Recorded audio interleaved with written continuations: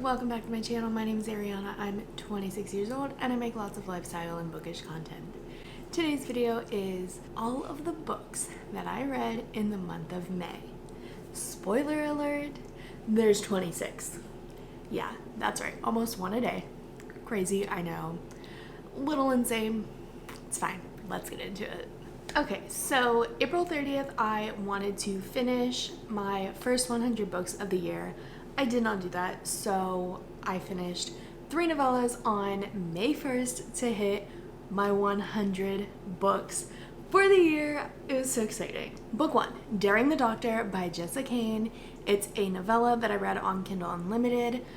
Basically, Charlotte is a medical student and she gets acquainted with this doctor that she's looked up to for years, and they have some relations. It's spicy, it's good. I rated it 4 stars. Book number 2 was Halfway Girl by Tessa Bailey.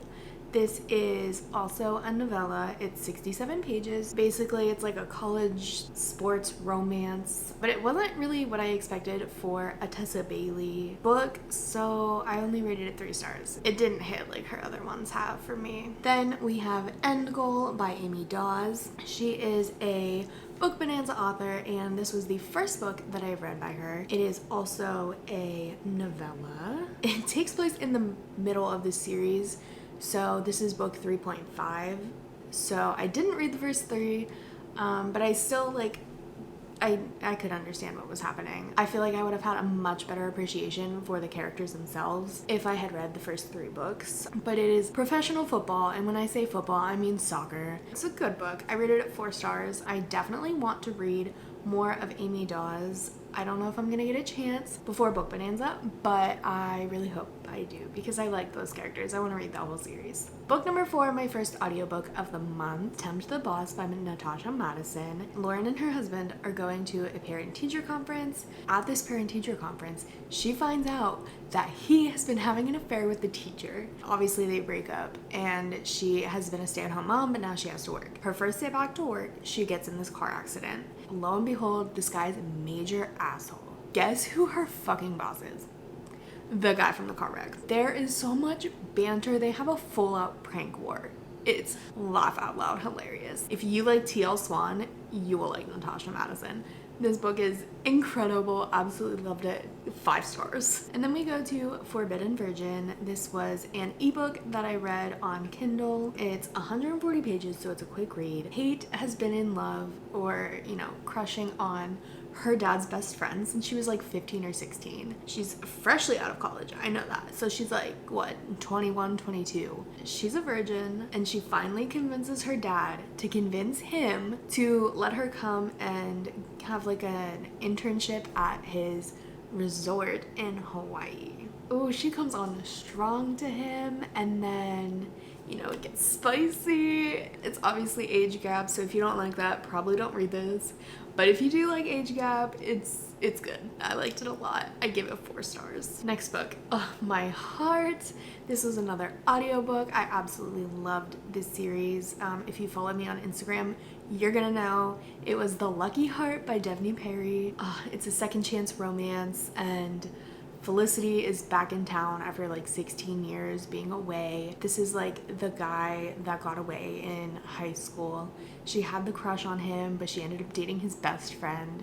And then when they broke up, she left the city and just like hasn't come back even to visit. So now she's back for good. It's crazy. It's so good. My heart broke so many times, but Devney Perry puts it back together. I give it 5 stars. This one's crazy. It was The Dragon's Bride by Katie Robert, an ebook. Insane. She put it on Kindle Unlimited, so it's free now. I never thought that I would like a romance with monsters, but I knew I was gonna love it because I absolutely love and adore Katie Robert, and I will read anything that woman writes. So I read this, no idea what to expect. It was wild. I will give it that. It was wild. But it was so good and so spicy. Like your typical Katie Robert spice. I rated it 4 stars because it's Katie Robert. Absolutely loved it. Then we have The Outpost by Devney Perry. Sabrina was friends with Felicity from The Lucky Heart. when she was in Seattle. She's an investigative journalist and like in deep on this case that definitely like the FBI should have been following, but for some reason she got involved. Now she's running for her life. She comes and she's like, Felicity, like I need help. Like she's almost like beat to death. Like she looks bad. And so the group of all the guys are like, hell no, you're not staying in our town. They're gonna track you here. They're gonna know. She's like, they're not gonna know. And they're like, they're gonna know. They send her to this outpost in the absolute middle of nowhere. It takes like 2.5 or 3 hours to get there. And they send Bo. He's just this big, giant hunk of a man. He goes up there to like get her acquainted with the area. Bo is supposed to be like the go-between. In the process, they fall for each other. Incredible. Chef's kiss. If I could have rated this 6 stars out of 5, I would, because this was my favorite out of the entire series.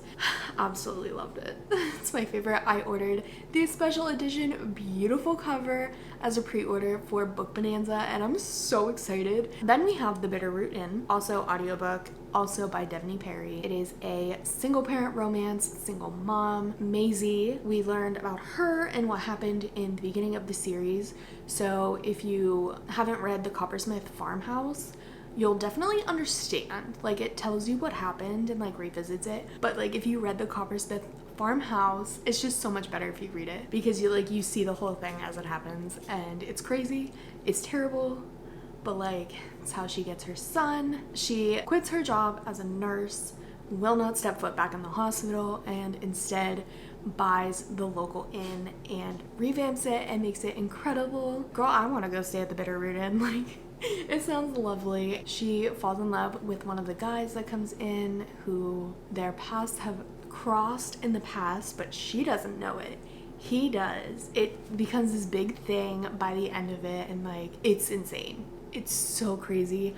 I also loved this one. If I could also rate this one 6 out of 5, I would. And then we go to The Candle Palace, also by Devney Perry. It is the last book in the Jameson Valley series. It follows Sarah and Milo, who, you know, at this point in the series that they're together. Most of the story is told as a flashback, so I didn't really love that aspect of it. In one of the previous books, he was in an explosion and like burned severely, like almost entire body. So he gets sent to Spokane, Washington, which is like the nearest burn unit, and he falls in love with his nurse.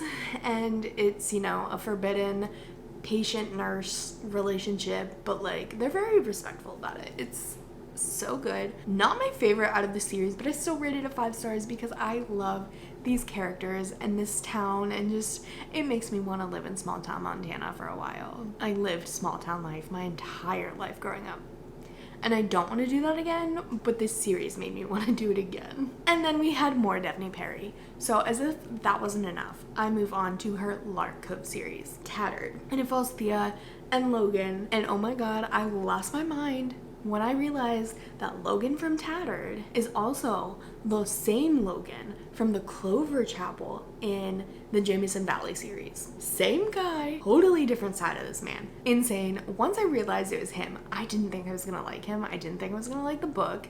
It's a single parent romance, also second chance romance. They had a one-night stand several years ago, and he just stumbles upon her when he's doing work for his foundation, and sparks are flying again, and you know, it's so good. Also rated this 5 stars because I love Devney Perry. She is now one of my favorite authors. Thank you very much. Then we moved on to Timid, which is book 2 in the series, and this one was kind of weird to me. I didn't like this one as much. I did rate it 4 stars. But it's still good. Willa has always had this crush on Jackson since he first moved to Lark Cove, and she was like 15, 16 at the time. Obviously nothing happens until she's like 20, in her 20s. He sees this picture that Thea from Tattered drew, because they're bartenders together. She draws in these books that he gives her when they're not busy. And that particular night, she drew Willa, and he was like, oh my god, who's that? She's beautiful. I need to know who this is. He falls head over heels in love for her, and like, it's so good. Still not my favorite, just because like, she was like too timid for me. It was a little weird, but still good. Still loved it. overall, so I did give it 4 stars. And then we have Tragic, also by Daphne Perry in the Lark Cove series. Kane has went through this incredibly terrible experience. He runs away from it and goes to hide on this mountain just outside of Lark Cove. He doesn't really meet anyone in the like 3 or 4 years that he lives there until his new neighbor moves in and renovates the house, and he can't concentrate on his woodworking as well because she's making all kinds of noise because she's renovating. She knocks on his door, and then they eventually do this, you know, neighbors with benefits thing, and like, but neither of them are gonna fall in love ever. They just want a good time. Really? Is that how that goes? We all know how that goes. It doesn't. They fall for each other, and like, they have to overcome these things together, and it's just so good. It's so good. It's your typical Daphne Perry. Absolutely love it. I rated it 5 stars. Then we move on to Cupcakes and Ink by Helena Hunting. This is about a girl who moved to the city to go to college. She like lives in a suburb, and the apartment she lives in is right across from a tattoo studio, and it like looks down into it. So she spies on the tattoo studio and like falls in love with one of the tattoo artists like from afar. She's crushing on him. His family member owns the antique shop downstairs that she works part-time for. And so he comes in to see his aunt one day and then like starts crushing on her, and it's just crazy. It's good. Basically, nothing really happens in this one spice-wise, but it sets you up for book 1 in the series. But it's a quick read, it's good, and it gets you ready. And then we go to book 1 in the series, Clipped Wings by Helena Hunting. It picks up right where you leave off with the characters, and basically Hayden and Tenley, they have this really like rocky relationship because they've both been through some shit, and it's crazy, but somehow they found each other. And like, this is where I kind of don't like it, because like their relationship heals the other person. Like, they heal each other, and that is just not healthy. That's not really how that goes. This one leaves on a cliffhanger, so you like have to go immediately to book 2, which is Inked Armor, and it just kind of picks up after the chaos, and then, you know, you do get that happily ever after. It does turn out pretty good. You know, I loved this series once I got into it. It was like a hard switch going from one author to the next, but I liked both of them, and I look forward to meeting Helena Hunting at Book Bonanza. And then one of my favorite, this is probably my favorite ebook that I read this month. It was Hot Life by Kat Blackthorne. It is the follow-up novella to Hot Wife. Oh my god. It follows the pod through Dolly's pregnancy, and like the way she tells the story is like it tells it by weeks. And there's like a little blurb at the beginning of each chapter, and it's like, baby is the size of blank, and they're all hilarious. I absolutely love it. The spice is immaculate. Chef's kiss, so good. There's all kinds of rep in both of those books. There's disability, plus size main character, age gap, open relationship, polyamory, while they're waiting for the doctor. Cedric and Des keep Dolly occupied through the like 45-minute wait. Obviously, I would rate this 6 out of 5 if I could. Goodreads only lets you do 5, so 5 stars. And then we made a hard switch. This was another Book Bonanza author. It was Malice by Coralie June. Crazy. It's a mafia romance. It starts out with Juliet becomes friends with Vicky, and they can only meet on Thursday nights. You know, she knows that Vicky has grown up in a mafia family, and she has these rules like, don't ask about her family, don't ask about what she does, don't show up uninvited, like all this kind of stuff.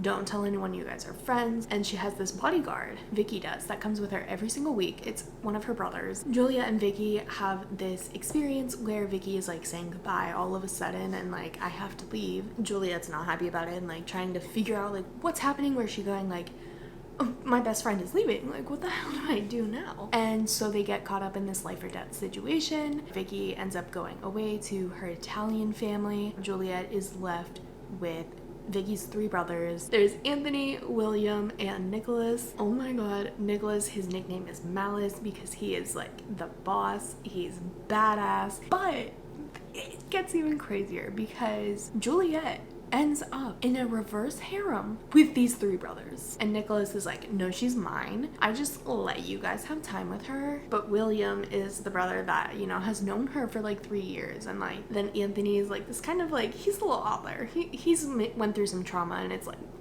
mess him up a little. But like, it's just so crazy to see like her personality with these three different guys. Vicky gets mad because like, I told you like not to even like stick around at that point, and now you're like dating my three brothers. Like, what the fuck? I go to Italy and this is what you do? But it's so good. I did rate it 4 stars though. This next one's a doozy. So this next one is Sexy Filthy Boss by Piper Rain. I love her books so much, but this one is a workplace romance. He is like, you know, the executive that goes through all of these assistants all the time.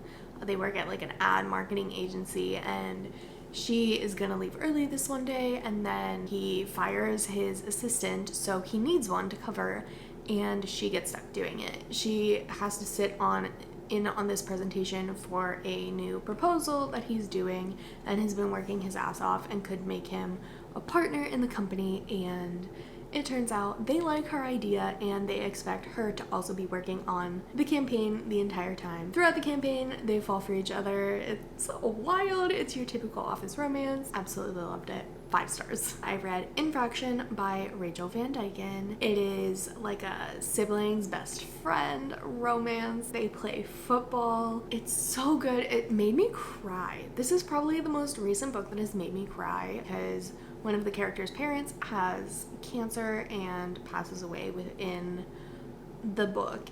It was just so heartbreaking. I could really feel it, but it's so good.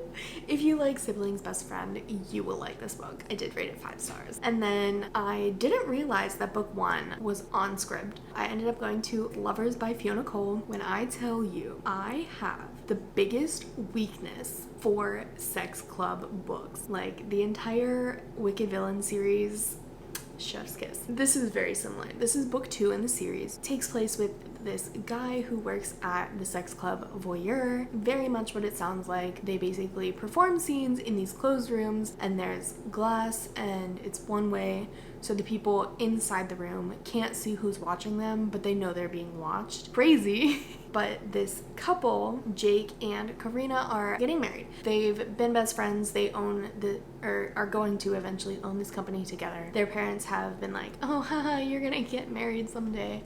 And like, they eventually did fall for each other, and they're gonna marry each other. But plot twist, back in his college days, Jake had this best friend Jackson. They had a night together, and it kind of confused him, but he just kind of pushed it off to the side and focused on Karina. He comes face to face with Jake, who is the one that works at Voyeur and is opening Voy, which is kind of like a related restaurant. So they are working on like the ads, marketing, all that kind of stuff. And Jackson is like all confused because the sparks are still there with Jake, but he still loves Karina. And it's basically this big book about bisexuality and exploring it and coming to terms with it later in life. As a bisexual, I absolutely adore this book for the conversation about bisexuality and, you know, how it's fluid, how you might think you're straight. I did. I was 18 when I was like, maybe I'm not so straight. Just kind of like he was, you know? And so I absolutely immediately rated it 5 stars because of that. There are so many throuple scenes. It's so good. And there's like major like heartbreaking scenes that just shatter you. But it's so good. Then I went back and read the first book in the series, by Rachel Van Dyken. It's called Fraternize. Emerson is a plus-size cheerleader in high school. She has this boyfriend, but her friend Miller is like always trying to flirt with her in front of her boyfriend and like kisses her in front of him and like always tries to make her jealous, and then they break up.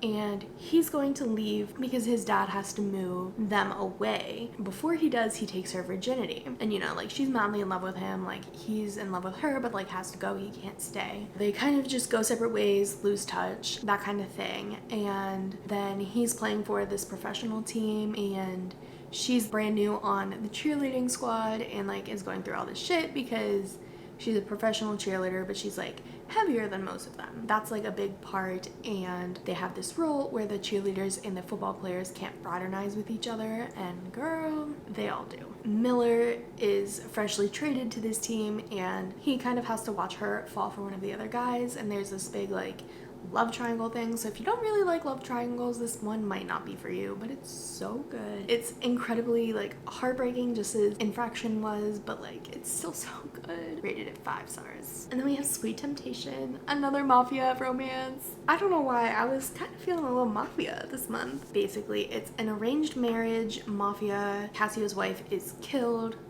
and it's this big thing, and he has 2 children, and now he needs a mother for them. So Julia's parents are like, hey, we have a daughter, she's gonna be 18 in like 4 months, you should marry her. So if you don't like age gap, definitely not for you, because you know, he feels weird about it. He really does. He's like, I don't even want to look at this girl because she looks like a girl.